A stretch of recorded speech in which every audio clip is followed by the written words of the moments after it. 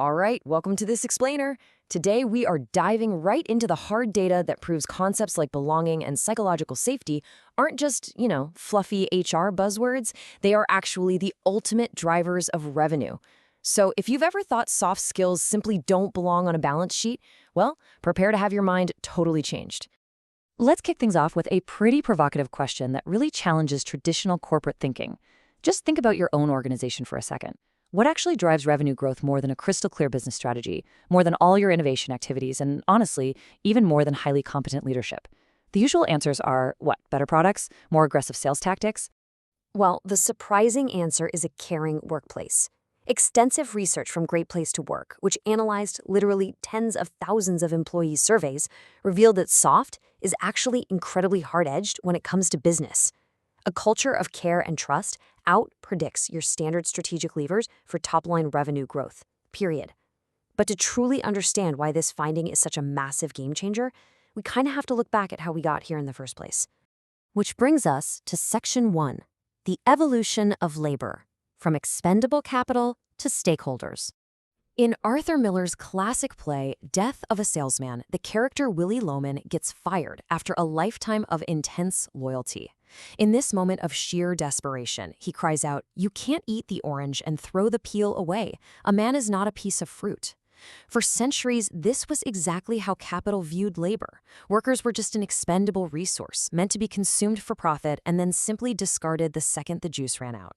We have undergone a truly massive transition from an era where capital dictated absolutely everything to one where the employee experience is critical. Think about it. Back in the 18th century, humans were largely treated as cheap, easily replaceable cogs in this giant industrial machine. By the 1930s, work was all about command and control drudgery. We're talking endless days of coal mining or repetitive factory line work, where blind obedience was pretty much the only required skill. Actually, it wasn't until 1996 that the whole concept of the employer brand was officially born. That's when we finally started applying real marketing rigor to the employment experience itself. Let's move on to Section 2, the conscious business shift, rethinking the bottom line. This whole historical shift paves the way for a totally modern paradigm. Instead of just worshiping the traditional bottom line and maximizing shareholder profit at all costs, a conscious business realizes something crucial. Sustainable success actually requires looking after all stakeholders. It means you are actively focusing on your employees, your customers, society, and the environment all at the same time, recognizing that, hey, they're all deeply interconnected. Coined back in 1994 by John Elkington, this triple bottom line framework breaks down how modern success is measured across three equally important pillars: people, planet, and profit. The main takeaway here is really simple but absolutely unforgiving. If you ignore that people pillar, the social value, and the genuine well-being of your employees, your entire corporate structure will eventually collapse, no matter how amazing your profit margins might look today. So, Section 3, building the employer brand, marketing to your own people. When we apply this conscious approach, a stark contrast emerges between how you sell products to the public versus how you must carefully sell the employment experience to your own staff. Your consumer brand is out there marketing functional benefits directly to paying customers, right? It's highly transactional. But your employer brand? That is a whole different beast. That requires providing a complex, ongoing package of economic and psychological benefits to attract, retain, and genuinely commit your employees. You can't just slap a corporate logo on a cheap break room coffee mug and call it an employer brand. To put that into perspective, let's look at a fascinating real-world misstep from the late 1990s that proves exactly what happens when these two brands don't align. So Sainsbury's wanted to convince shoppers their prices were super competitive, right? So they hired comedian John Cleese for this massive ad campaign. Sounds like a total win. Except, in the script, Cleese aggressively lectured and completely belittled a helpful staff member. The marketing department apparently totally forgot to consult HR, internal communications, or, actual store management. The result? An absolute uproar among Sainsbury's 140,000 employees. A clever consumer ad became a corporate tragedy because working in silos actively eroded their employer brand, and they ended up alienating the very people required to deliver the customer experience. Which brings us to Section 4, the psychological safety foundation, the science of interpersonal risk. If alienating your staff is the old way, we desperately need a data-backed foundation for the modern workplace. 1999 was the pivotal year Harvard researcher Amy Edmondson published her foundational framework on psychological safety. And honestly, it changed how we view team dynamics forever. Edmondson, who was later backed up by Google's massive Project Aristotle, proved that 4 specific observable behaviors are the absolute precondition for high-performing teams. Think about these.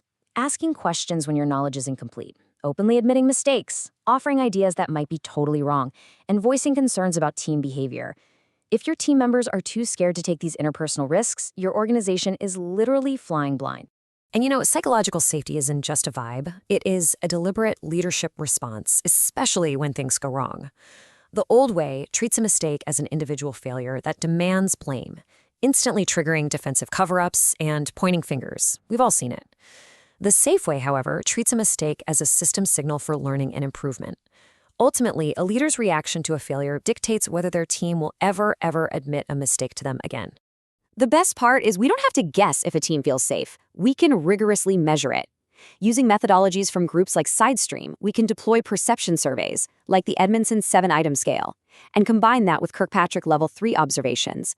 This means we are actually tracking how often people speak up, challenge ideas, or admit faults in meetings. This dual approach ensures psychological safety is a verifiable, measurable reality, not just some HR fluff printed on a motivational poster. Let's wrap up with Section 5, caring as a competitive weapon, the data behind belonging. So what does this all mean for the bottom line? Look at the incredible gap revealed in the Great Place to Work study. When you compare a standard baseline workplace culture to a high-trust, caring workplace culture, the employees in that caring environment are a massive 44% more likely to drive above-average revenue growth. 44%! Belonging and care aren't just nice-to-haves. They are aggressive, undeniable drivers of outperformance. Because caring isn't some soft intangible. It manifests in highly observable policies and intentional environments. Take Luck companies, for example. Their motto of igniting human potential ensures their mechanics feel genuinely needed, which directly motivates their daily output and pride in their work. Or look at the software startup Bamboo HR. They instituted a strict anti-workaholic policy to actively protect personal time and prevent burnout. These tangible expressions of care ignite human potential, and they directly, absolutely translate to business success. To wrap up this explainer, I really want to leave you with a provocative thought. Are you simply managing capital, or are you actually building a caring, psychologically safe culture that drives growth? Ask yourself right now, does your team feel safe enough to admit a mistake today?